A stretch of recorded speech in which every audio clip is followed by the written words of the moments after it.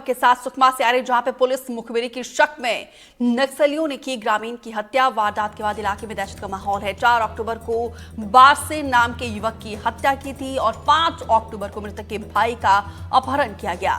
इसके बाद से सर्व आदिवासी समाज के प्रमुखों ने आपात बैठक बुलाई है। सुकमा से ये खबर, जहां पे देखिए पुलिस मुखबिरी की शक में नक्सलियों ने ग्रामीण की हत्या की है। वारदात के बाद इलाके में कहीं न कहीं दहशत का माहौल है। तो वहीं सर्व आदिवासी समाज की तरफ से इस आपात बैठक का आयोजन किया गया है। 4 अक्टूबर को पेदा बोड़केल के बारसे नाम के युवक की हत्या कर दी गई और फिर 5 अक्टूबर को मृतक के भाई बारसे भीमा का नक्सलियों ने अपहरण किया है, जिसके बाद से सर्व आदिवासी समाज की तरफ से बैठक की गई और हत्या और अपहरण की निंदा की गई। हम लोग को सूचना मिला कि 4 तारीख के पहले 1-2 तारीख को पेदा बुड़खेल से 3-4 आदमियों को नक्सलियों के द्वारा अपहरण किया गया बोल के। तो उसके बाद 4 तारीख को बारसे एर्रा को मार दिए। बारसे एर्रा को मारने के बाद दूसरे दिन 5 तारीख को फिर उसका भाई बारसे भीमा को फिर से नक्सली अपहरण करके उसको लेके गए। तो हम लोग सर्व आदिवासी समाज से नक्सलियों को अपील करते हैं कि निर्दोष आदिवासियों को मारना बंद करें और कहीं ना कहीं हमारे आदिवासियों के साथ शोषण अत्याचार उनके द्वारा किया जा रहा है। ये बहुत गलत थी और हमारे समाज के साथ जो हो रहा है वो ठीक नहीं हो रहा है। और हम ये भी कहना चाहते हैं कि जो आज जो परिस्थिति बनी हुई है, जो दोनों तरफ से हमारे आदिवासियों को मार दिया जाता है, जैसे पुलिस भी कहीं मिलने से उनको पुलिस भी मारती है और नक्सली तो टारगेट करके ही रखा है कि वो रोज़ मार ही रहे हैं, दिनों दिन रोज़ हत्या कर ही रहे हैं हमारे आदिवासियों के साथ। ये ठीक नहीं है। सलीम शेख ज्यादा जानकारी के साथ फोन लाइन पर जुड़े हैं। सलीम, एक बार फिर से नक्सलियों की कायराना करतूत, एक शख्स को मौत के घाट उतारा गया है और उसी के भाई का अपहरण किया गया है। इस पूरे मामले में क्या जानकारी आपके पास, और क्या यहाँ पे सर्व आदिवासी समाज की तरफ से आपातकालीन जो बैठक बुलाई गई, इसके बाद क्या फैसला लिया गया उन्होंने? जी बिल्कुल, एक चिंताजनक विषय है। आदिवासी समाज इस बार आदिवासियों की हत्या को लेकर बेहद चिंतित नजर आ रहा है। दरअसल नक्सलियों ने 4 अक्टूबर को सुकमा जिले के पेदा बोड़केल के रहने वाले बारसे एर्रा की पुलिस मुखबिर के आरोप में हत्या कर दी थी। घटना के दूसरे दिन यानी 5 अक्टूबर को मृतक के छोटे भाई बारसे भीमा को अगवा कर लिया।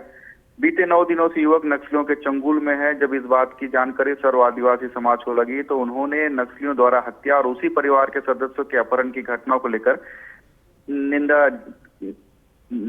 की। समाज ने नक्सलियों से अपहृत युवक को तत्काल रिहा करने की मांग की है। जल्द ही आदिवासी समाज नक्सलियों से उक्त मामले में मिलने के लिए पेदा बोड़केल जाने की बात कही है।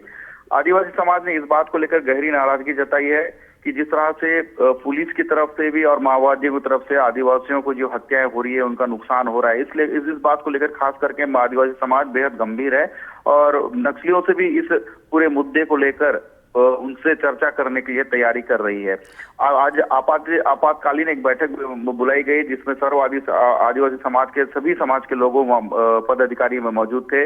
उन्होंने चिंता जताते हुए ये इस बात पर निर्णय लिया कि किसी भी तरह की जो हत्याएं हो रही है, चाहे वो पुलिस की तरफ से हो या माओवादियों की तरफ से हो, इसे बंद होना चाहिए। और इसी बात को लेकर सलीम, ये बताइए जरा, क्योंकि देखिए आदिवासी समाज की अपनी चिंताएं हैं, उन्होंने बैठक की है, लेकिन इस पूरे मामले में पुलिस क्या कार्रवाई कर रही है? अब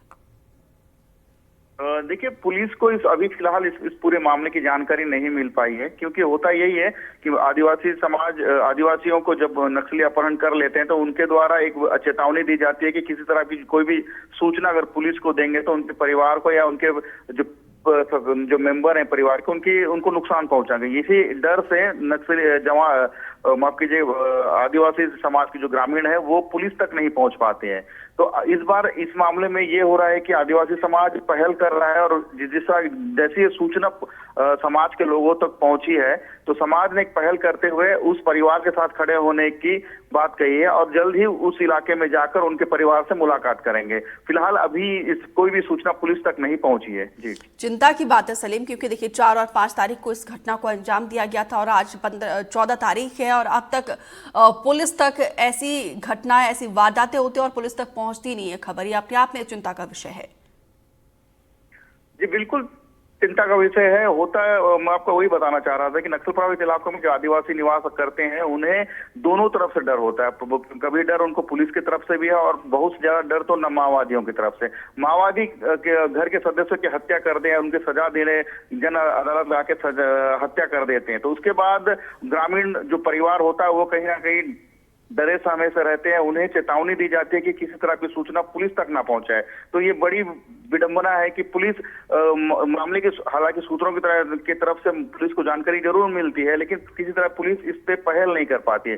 पहली बार है कि ये आदिवासी समाज इस मामले को लेकर पहल कर रहा है और तो बिल्कुल आदिवासी समाज भी पहल कर रहा है, शासन प्रशासन की तरफ से भी कई कदम उठाए जा रहे हैं और ऐसे में देखना होगा कि कब लाल आतंक का साया पूरी तरीके से इन तमाम इलाकों से मिट जाएगा। फिलहाल विस्तार से जानकारी देने के लिए आपका बहुत बहुत शुक्रिया।